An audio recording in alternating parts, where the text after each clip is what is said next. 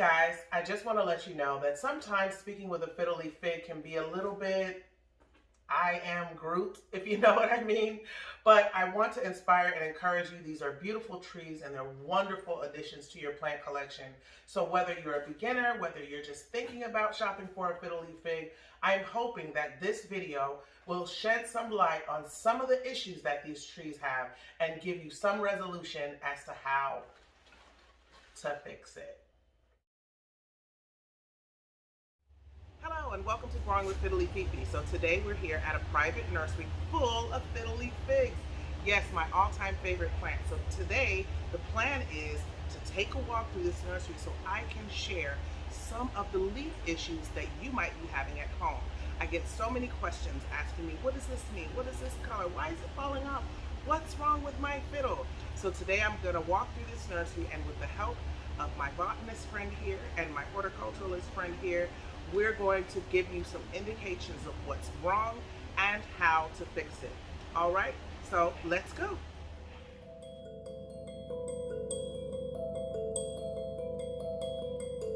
All right, guys, we're gonna start right here with this beautiful tree.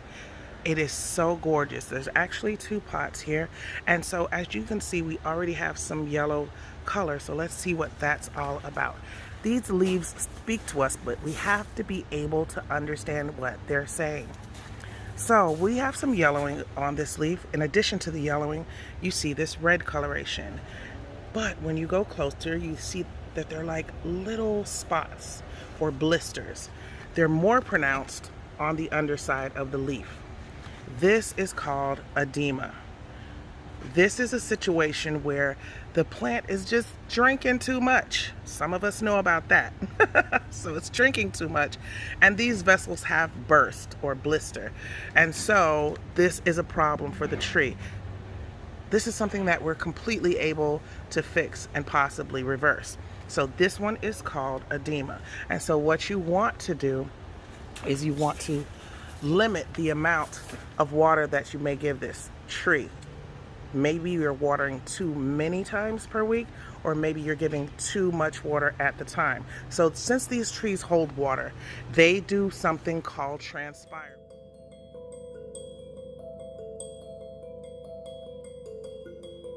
You see them kind of like you sweat, where you'll see them release water. If they're not releasing water, then they don't need as much, but they'll still take it and they'll still drink it. And then this is what happens, okay? So this one is edema, too much water. All right, let's walk back here and see what we can find. Okay, we've got a row of fiddles here. Let's see what's going on over here. All right, here we have some beautiful, amazingly gorgeous leaves.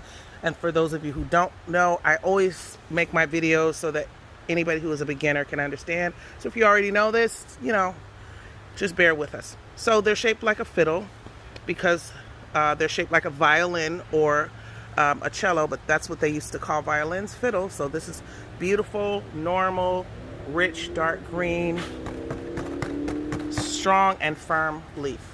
Here is a new guy here, and usually when the new guys come in, they're a little bit softer, but eventually they'll go ahead and get that firm structure just like the rest of them.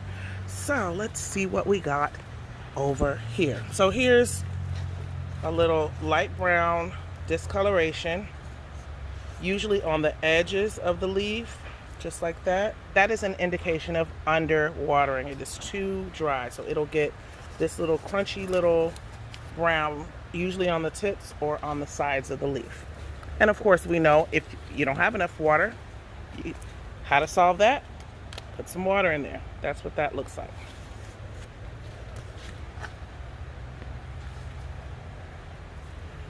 All right, let's go to the other side and see what else is going on. And these are amazing, beautiful trees. So if you just get your tree at home, don't think that you're not going to have problems if these guys have problems. And this is temperature controlled and humidity controlled in here. But these are all individuals and they go through different things.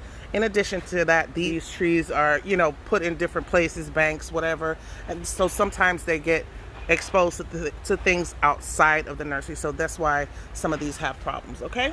So let's look at this. So earlier we talked about red.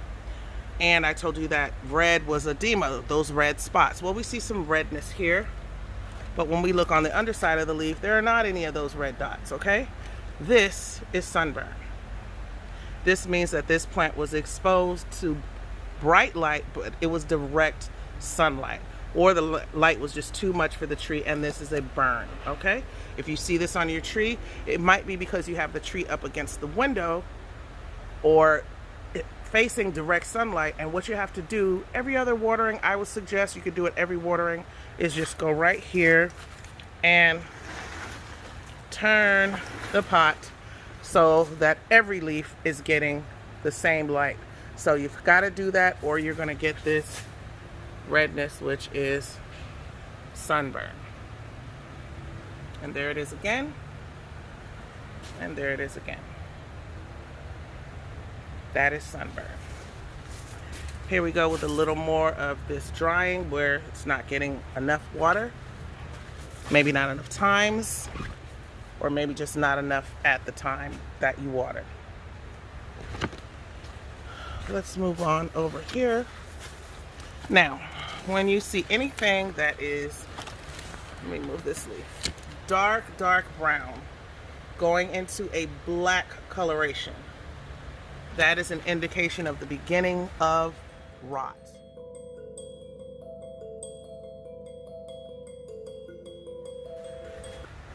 Super dark, almost black, and that comes again from over watering, because too much water in this pot will begin to rot away the roots, which will obviously transfer into the tree.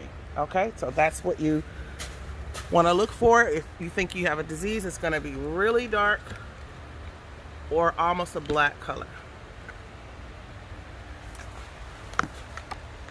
Now what you want to do in that case, if you're throwing this many leaves, I personally go ahead and repot mine. What I do, and I've got the okay to do it from the horticulturalist here, is I will actually pull mine out of the pot and leave it out for 24 hours, 48 hours, just to make sure there's no more water sitting on those roots. And then I go ahead and repot it in well draining soil. So now, let's look at this. This is the same tree. Here's this gorgeous dark green leaf, and then right next to it you got these pale leaves.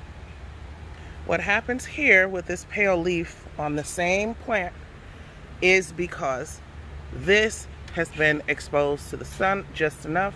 This one, the chlorophyll cells have separated, and so it's not getting enough. Again, rotate. You got the same, nothing else on this leaf except for it's just a paler version of the super dark, gorgeous leaf that we have over here. So when you see that, this is not getting enough sun. So again, rotating it will help solve that issue. Here is another indication of sunburn. So I'm going to show you that these trees over here, you see the rich dark greens here, and then we come over here, or even next to it. Here's this rich dark green, and right next to it is this pale.